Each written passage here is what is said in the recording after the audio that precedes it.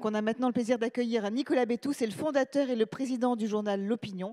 Il va donc nous dire aujourd'hui bien comment cette parole, notre parole, elle émerge et quelles sont les stratégies multicanales à mettre en place. Merci de l'accueillir chaleureusement.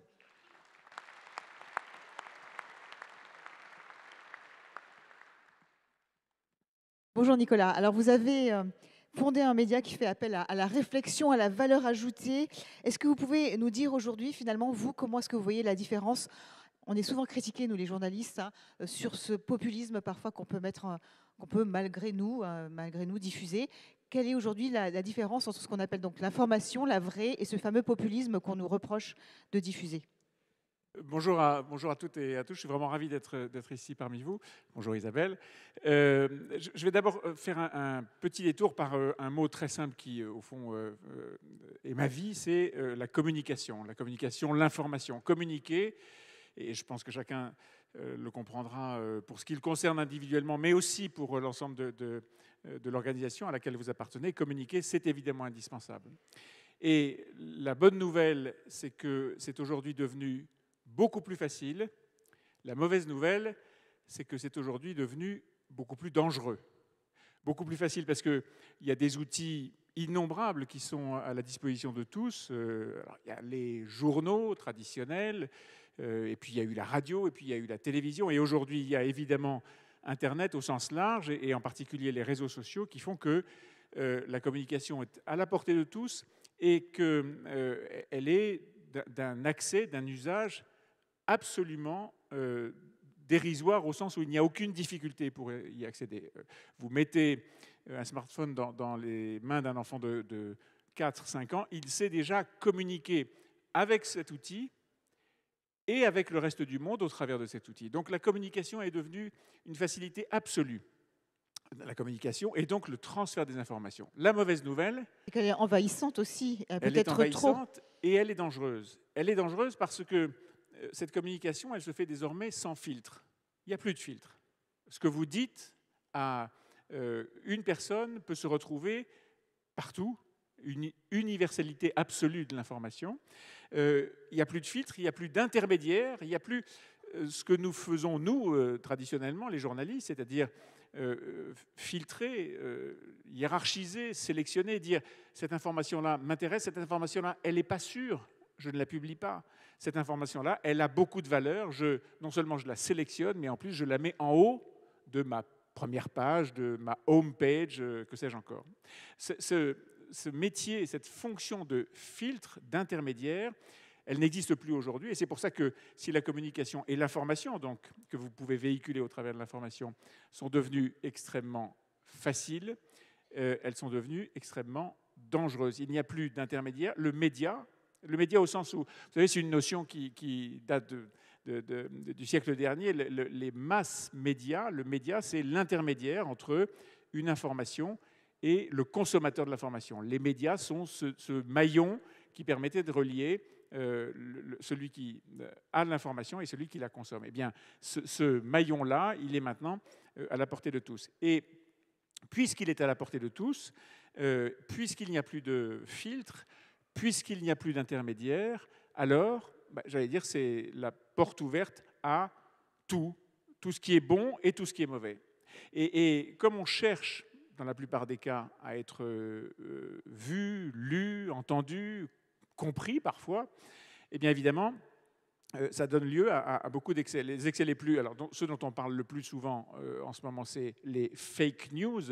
Vous savez, cette pseudo-vérité qui a été très popularisée par un certain président des États-Unis, qui explique que lorsqu'il a 1000 personnes devant lui, il en a 10 000, et qui explique, alors dans des domaines plus privés, mais enfin bon, je ne vais pas insister trop, que ce qu'on lui reproche n'a pas existé. Les fake news sont devenus un phénomène de société où on peut reconstruire une réalité virtuelle, une pseudo-vérité, dont on sait bien qu'elle est complètement fabriquée. Je mets ça de côté parce que c'est un sujet que, je vais dire, il vous concerne peut-être, mais ça n'est pas comme ça qu'on peut communiquer. En revanche, ce qui est devenu très courant, très très courant maintenant dans la communication au sens large, c'est tout ce qui concerne comment dire, la recherche du plus grand nombre de consommateurs et sa déviance absolue qui est le populisme. Qu'est-ce que c'est que le populisme? C'est une façon de parler en essayant d'avoir le plus grand nombre d'auditeurs, de téléspectateurs, de likes, comme on dit maintenant, dans les réseaux sociaux. Et le populisme... C'est tentant quand même. Hein. C'est très tentant. C'est très tentant parce que c'est très tentant d'avoir le plus possible d'audience. C'est très tentant d'avoir le plus possible de lecteurs, de consommateurs, d'internautes, de gens qui viennent écouter votre message. Le problème, et c'est là-dessus que nous, en tout cas, dans la profession de journaliste, on est en permanence challengé. Le problème, c'est que ce populisme, il passe par une étape indispensable, parce que sinon le populisme ne fonctionne pas, c'est le simplisme. Pour faire populiste, il faut faire non pas simplement simple, parce que faire simple, c'est très important pour communiquer, mais il faut faire simpliste. Et vous voyez bien la différence entre ce qui est simple et ce qui est simpliste. Et donc, le simplisme, c'est la caricature, c'est la montée d'un certain nombre d'outrances pour accrocher l'attention de l'autre, et c'est évidemment la montée d'un certain nombre de dangers.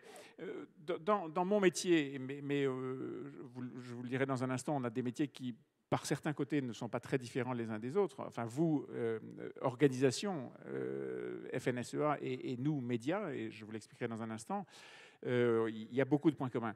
Mais dans mon métier, on voit bien que ceux qui ont pris cette voie du populisme et qui sont passés par la case du simplisme, ils gagnent peut-être en audience, ils perdent en influence. Ils perdent en influence. Et moi, je pense que un des points essentiels pour un média tel que celui que j'ai fondé et que je dirige, mais aussi pour une organisation comme la vôtre, le fait de gagner en influence, c'est absolument indispensable. Et pour gagner en influence... Il faut de la rigueur, il faut de l'exigence, il faut de la qualité, c'est ça? Il faut de la rigueur, de l'exigence, de la qualité, de la vérification, du sérieux, pour créer une espèce de boucle vertueuse. Encore une fois, le populisme, il ne fonctionne qu'avec du simplisme. Sinon, vous n'arrivez pas à accrocher les gens. On voit très bien... moi, j'ai coutume de dire qu'on peut... Dans le média que j'ai fondé, il y a évidemment un site internet, on en parlera dans un instant si vous voulez,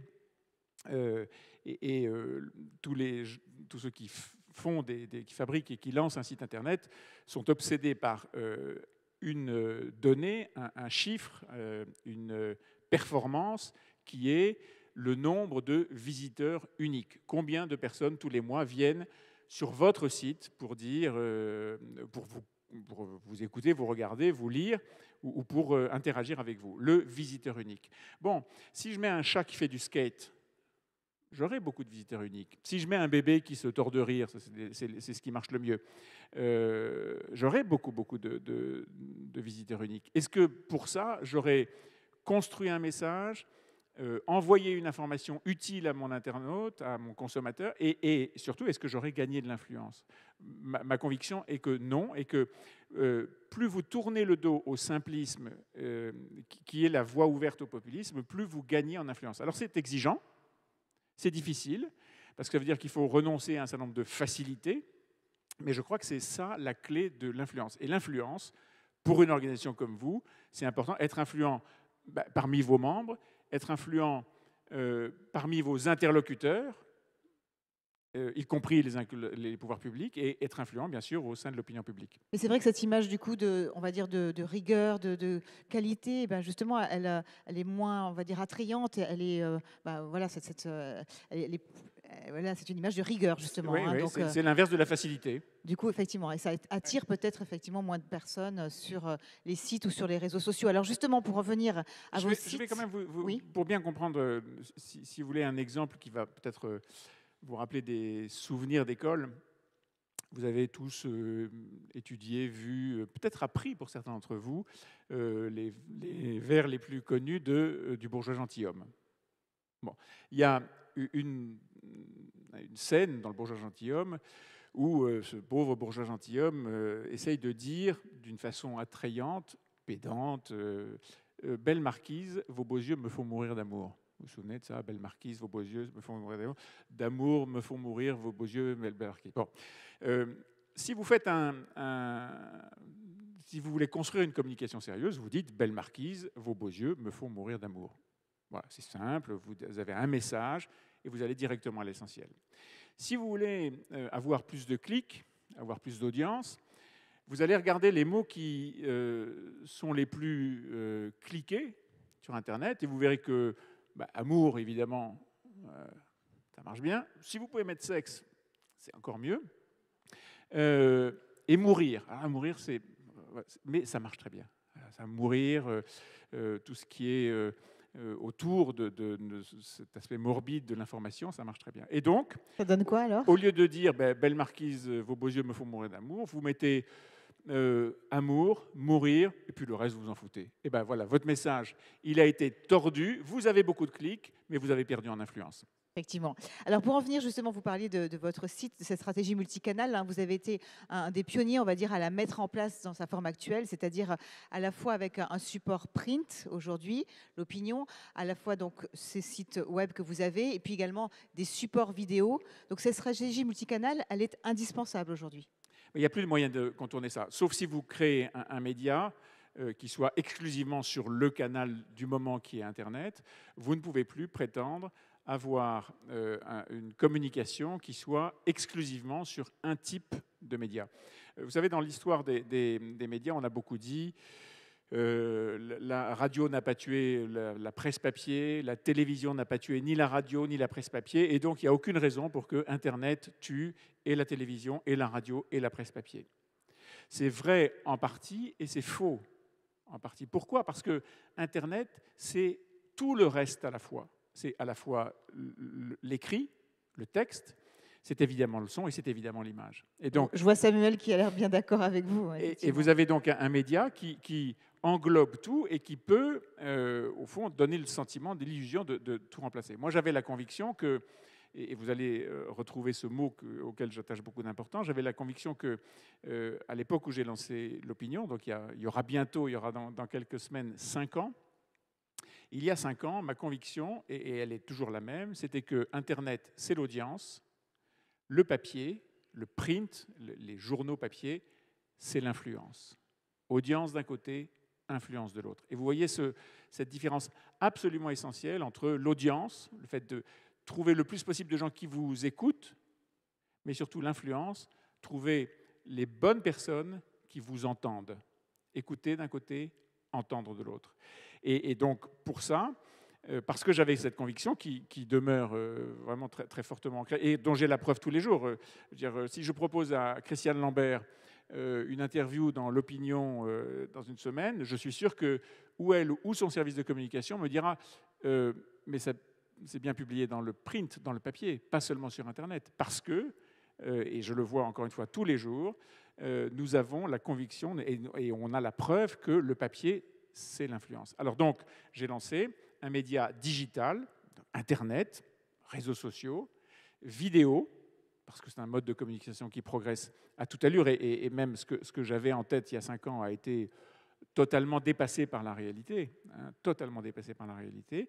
Et puis, ce que j'appelle une extension papier, c'est-à-dire que tous les soirs, on se dit, ben voilà, ces papiers-là qu'on a publiés sur Internet dans la journée, on les met sur une version papier que l'on distribue et qui reste le produit d'influence. Pourquoi? Parce qu'à un moment, dans le déroulé de votre journée, alors ça peut être le soir, ça peut être le matin, peu importe, ça peut être un journal télévisé, ça peut être une radio, ça peut être tout ce que vous voulez, il y a un moment, un produit qui vous dit, qui s'appelle un journal, et qui vous dit, voilà les informations qu'il faut retenir, et voilà dans quel ordre nous vous proposons de les retenir. Voilà quelles sont celles qui sont les plus importantes, et voilà celles qui sont à nos yeux les moins importantes, et puis ne parlons pas de celles que nous avons négligées.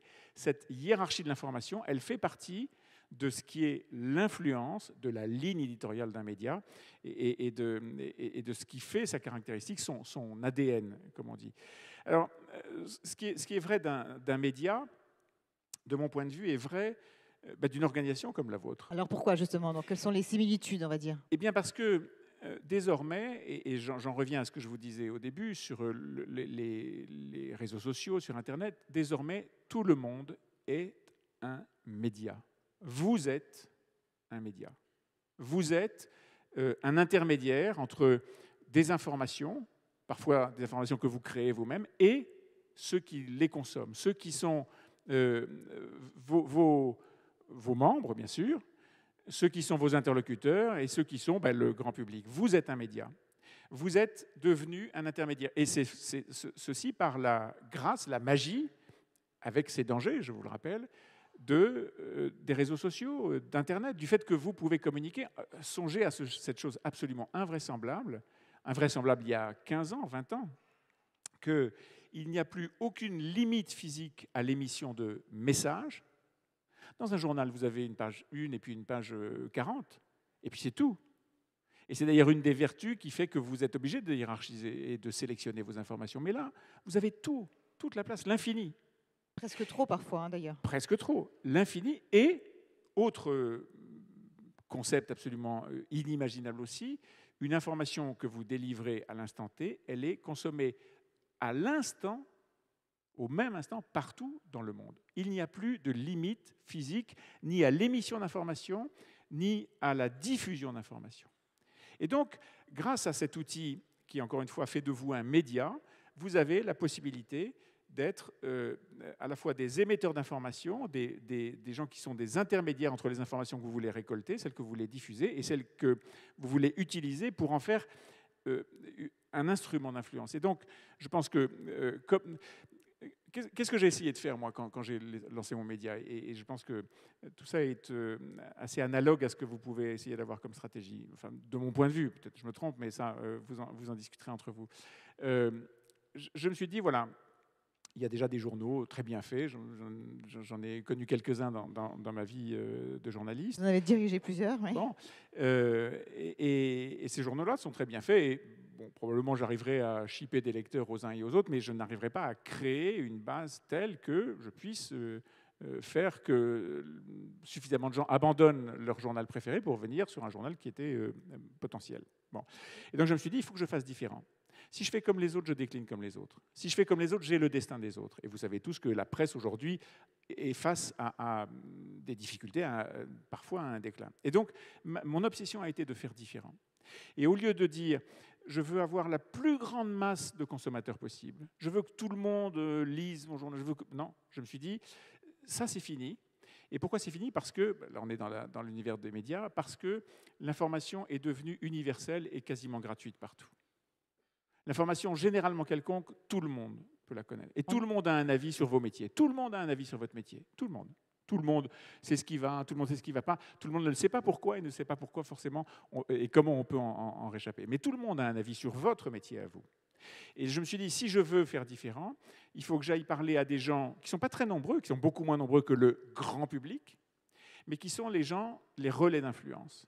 Et donc, j'ai construit mon média en disant, je dois avoir une ligne éditoriale. Vous avez une ligne éditoriale, vous avez une ligne politique, qui est la même chose qu'une ligne éditoriale. Je dois construire ça, je dois l'affirmer. Je l'ai mis en haut, sous le titre de mon journal. C'est un média libéral, pro-business, européen. Et j'ai affirmé ça en permanence dans les papiers. Et la grande différence entre un journal d'information générale et un journal d'opinion, nous sommes un journal d'opinion, vous êtes une organisation d'opinion, c'est qu'on délivre des messages qui sont des messages avec des angles. Je ne suis pas là pour raconter l'information que vous trouvez partout ailleurs, je suis là pour vous donner un angle d'interprétation. Vous n'êtes pas là pour relayer les informations que tout le monde trouve sur le monde agricole ou sur vos métiers, vous êtes là pour donner un angle et essayer, avec cet angle, d'avoir de l'influence. Qu'est-ce que c'est que l'influence ? C'est être suffisamment présent et référent. Ça, c'est les journalistes que j'ai réussi à attirer dans mon projet et qui sont tous absolument excellents et qui sont tous des références dans leur domaine.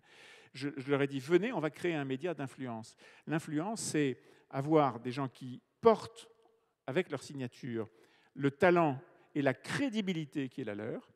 Pas de fake news, pas de polémique, pas de facilité, pas de simplisme, mais du fond de l'exigence. Et dès lors que vous avez cette influence, vous êtes lu par ceux qui partagent vos idées, bien sûr, ils sont contents de trouver des gens qui partagent cette idée, mais vous êtes lu aussi par ceux qui ne partagent pas vos idées. Et il y a des gens, beaucoup en France, qui ne partagent pas vos idées, mais qui savent que vous êtes influent et que ce que vous dites aura de l'importance. Et donc, ils doivent vous écouter. Et donc, ils doivent nous lire, enfin, j'espère. Beaucoup nous lisent et ne partagent pas nos idées, mais ils nous lisent parce qu'ils ont compris que les idées que nous portons, elles peuvent avoir une vie, une influence. Ils doivent donc les connaître. Une dernière question, Nicolas. Vous avez été précurseur il y a 5 ans donc, en lançant l'opinion dans sa forme multicanale.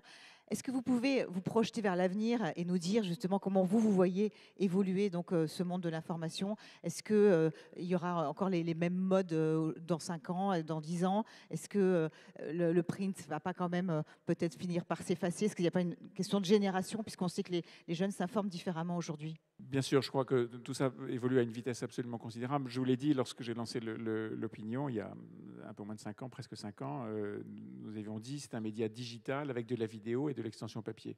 Et on s'était fixé un objectif qui était 100 000 vidéos par mois. Bon. Donc moi, tous les matins, je fais des interviews. Ce matin, j'ai interviewé quelqu'un que vous connaissez probablement, Amélie de Montchalin, voilà, qui est la whip, c'est-à-dire la personne qui est chargée au nom de La République En Marche. Députée de La République En Marche. Députée de La République En Marche, commission des finances, fille d'agriculteur d'ailleurs, et donc très attachée à ce monde-là. Et donc, cette vidéo, je m'étais dit, on en fait 100 000 par mois. C'était un objectif assez ambitieux, bon, pas dingue, mais assez ambitieux, prudent, réalisable, mais tout de même exigeant.